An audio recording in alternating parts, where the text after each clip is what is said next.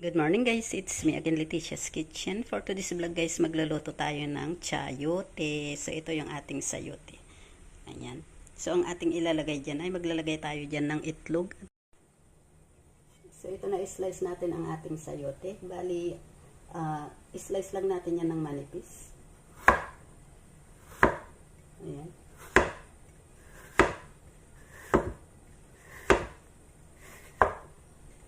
Ayan, manipis lang siya guys. And then mamaya maglalagay tayo dyan ng asin. Ibabad natin sa asin.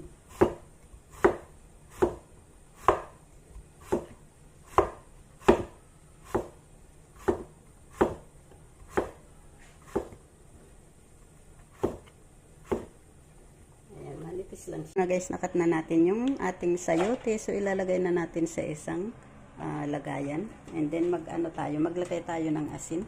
Ibababad natin yan ng mga 10 minutes. Ayan, para lumambot yung ating sayote.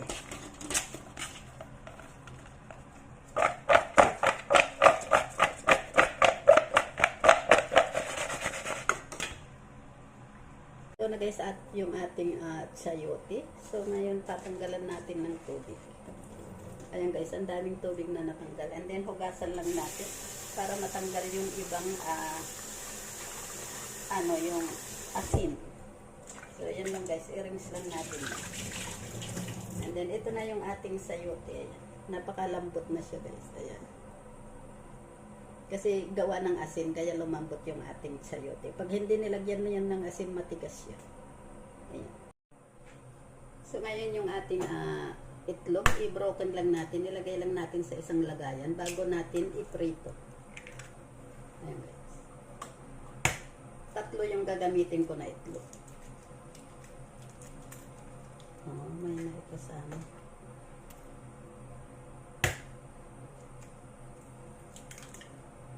Yung itlog, ayan, na-broken yung isa guys. Broken siya. Dapat hindi yan ma-broken. And then mamaya ikakat lang natin. Iluto lang natin yan hanggang sa maging brown yung kulay niya. Ito na guys yung ating itlog. Baliktarin na natin. Wow, ganyan ang kulay niya. So ito na guys, i-cut na natin yung ating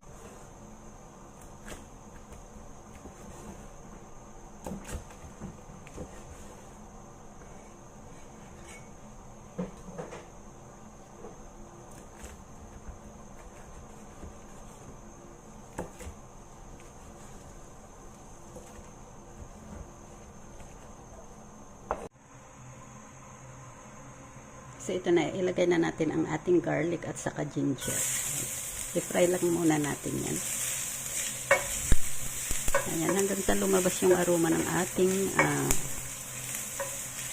garlic at saka ginger. And then maglagay na rin tayo ng scallion. And then yung ating chayote.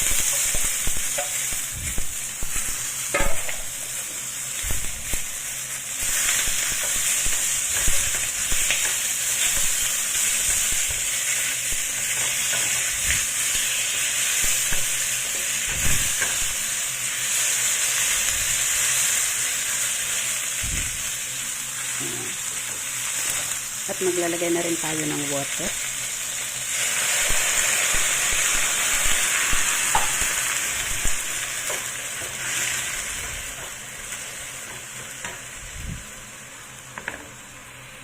Ngayon maglalagay na ako ng chicken powder.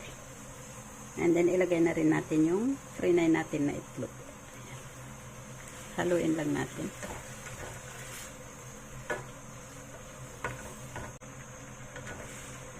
Wow, ang sarap yan guys. Try nyo itong ganitong luto ng sayote. So ngayon tatakpan lang natin yan hanggang sa maluto siya, mga 5 minutes.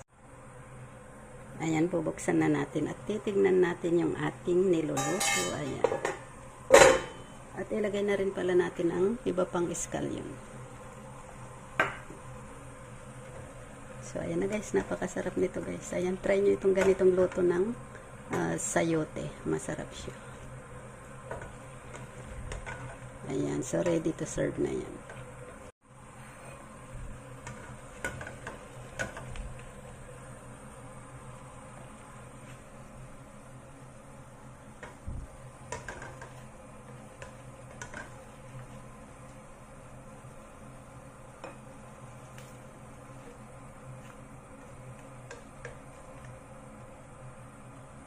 Wow, ayan na guys.